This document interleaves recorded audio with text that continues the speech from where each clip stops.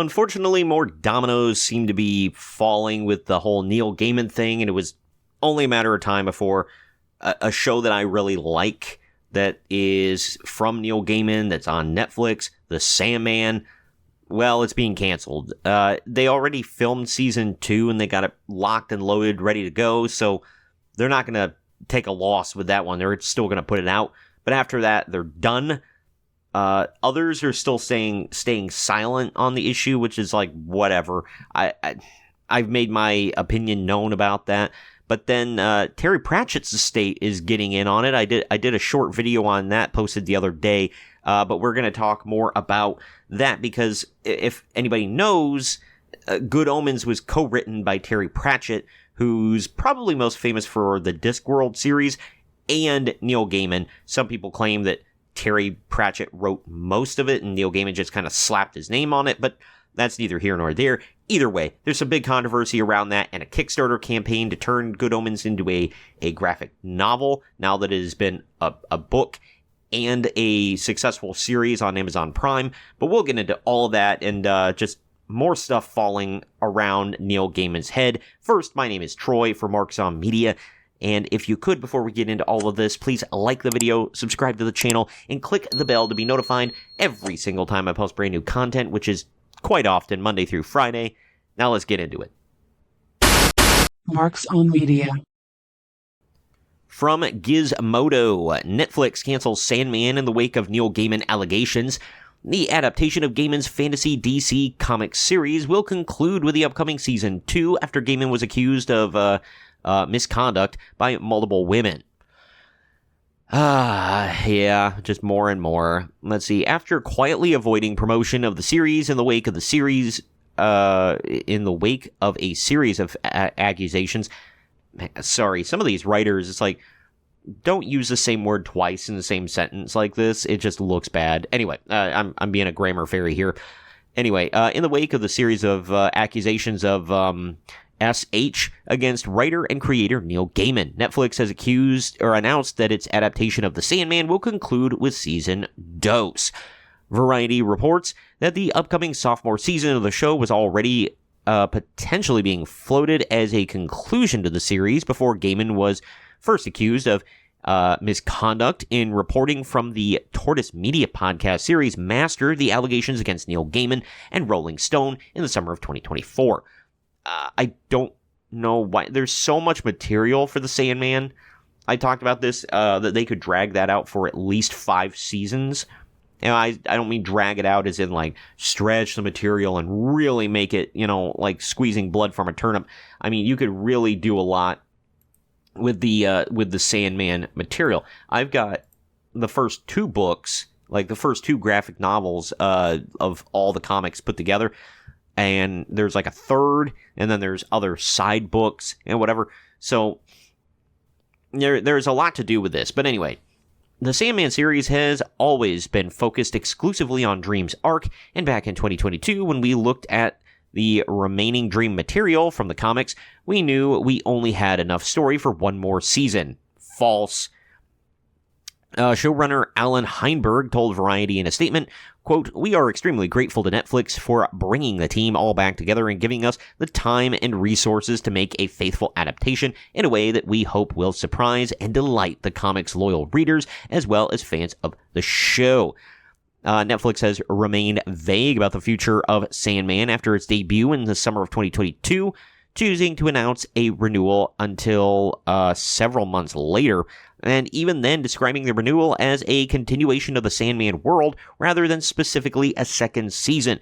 But the cancellation comes after a series of other adaptations of Gaiman's work distanced themselves from the writer following renewed reports of alleged misconduct published by Vulture earlier this month.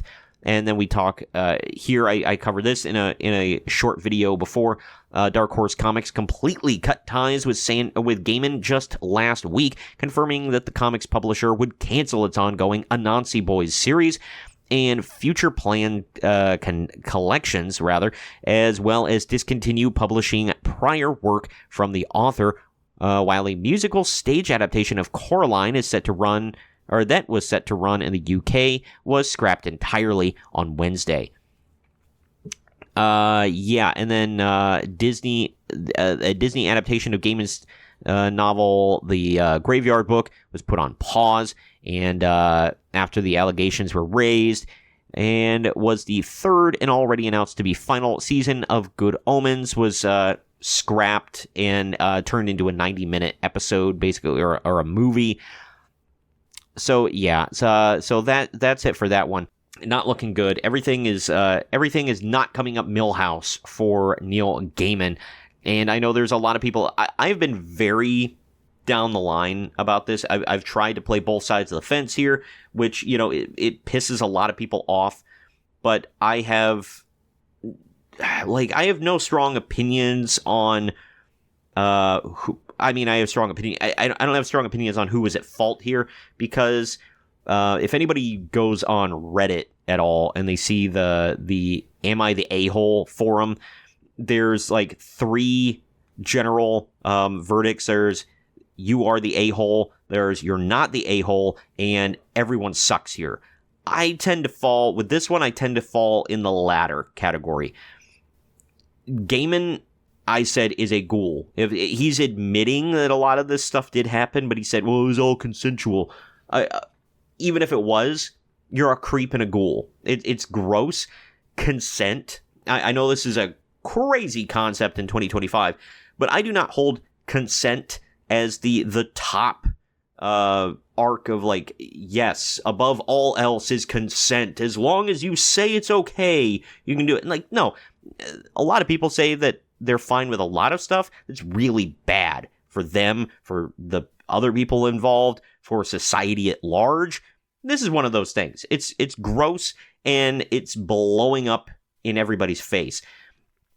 So I don't accept that excuse from Neil Gaiman. At the same time, if it was all consensual, you can't exactly lump him in with, an R-wordist, if you know what I mean, which a lot of people like to do. There have been accusations of that, and if he did do that, then he needs to be buried under whatever prison that they can throw him in. But there's not been any hard evidence of that, just accusations at this point. As far as the women, though, I've told people this, and I've gotten heat from women specifically about this. I'm not going to infantilize these women. They were all grown-ass adult women that repeatedly went back, that kept doing this stuff. He'd be like, hey, here's a crazy idea. How about you put yourself in this really vulnerable, odd situation? I'm going to ask you to do this thing that no normal person would ask you to do ever, and it's going to put you in a really vulnerable situation. And they're like, sure, sounds good. And then later they're like, I didn't like that. Well, yeah, no, of course not. But when do we draw that? That's been my question all along that nobody can answer for me. Where do we draw the line between strong, independent women who don't need no man, and you go girl power and all that, and you're not responsible for your own actions ever, it's always somebody else's fault? And, like, if they did get R-worded, that does not fall into that category, just to specify.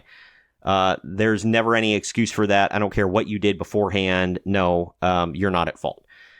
But if it's like a consensual thing, and then afterwards you're like, I feel icky about it, sorry? He's still a ghoul, but you're also, like, you put yourself there on purpose, and then later on you're like, maybe I shouldn't have done that. So either way, but we're getting to... I'm going to get a lot of heat for that. I don't care. But then there's this. Terry Pratchett estate offers Good Omens Kickstarter backers refunds and assures readers Neil Gaiman will receive no proceeds. Last week, blah, blah, blah, blah, blah, going on about the Dark Horse Comics thing. Now the Terry Pratchett estate has released an update on the Good Omens graphic novel, assuring backers that Gaiman won't receive any funds from the project. Yeah, I mean, there's no reason that Terry Pratchett's estate should suffer for the sins of Neil Gaiman. Nobody has anything bad to say about Pratchett himself. But it goes on about the accusations, blah, blah, blah. I'm not going to go through that again, but But it goes on about women have been warning about Gaiman for years, with 9 women now making allegations against him, according to recent reports. And he's given signs throughout his works with his creepy fetishes inserted in the books, like Sandman, as well as his virtue signaling about his polyamorous, degenerate lifestyle with Amanda Palmer, who also was not a good person, and that led to personal problems for the author over the last several years. And they said he talked about his blog statement that I already talked about that in a previous video. Now Gaiman has seen the fallout of his actions, with Dark Horse Comics canceling his Anansi Boys project and a British production company canceling a stage play, blah, blah, blah, blah. In 2024, Good Omens launched a graphic novel adaptation on Kickstarter. The crowdfund campaign started a few months before the first allegations dropped from Tortoise Media, garnering over 36,000 backers, raising £2,419,973, or approximately $3 million in US dollars. While the crowdfund of the Amazon Prime Video TV show and novel by Gaiman and Pratchett shattered records on Kickstarter for comics, the backers didn't know about Gaiman's proclivities at the time. A new update reveals the concerns of the Pratchett estate having ties with Gaiman. They first address many backers asking for refunds on the property, with readers not wanting a Neil Gaiman book in their collection given the severity of the allegations. The update reads, "Finally, we have locked refunds of the Good Omens graphic novel in mid-November due to where we were in the production process. However, we'll no longer maintain this freeze in light of new articles and allegations. While we cannot speak further on the subject at present, we have chosen to reopen a short refund window for those who would no longer like to support the graphic novel until Friday, 7th of February 2025. How British of them. Please contact us via email or Kickstarter message." So I'm going to post this. I'm going to try to post this on the 5th or the 6th. So you'll, if you want a refund, you'll still have a little bit of time.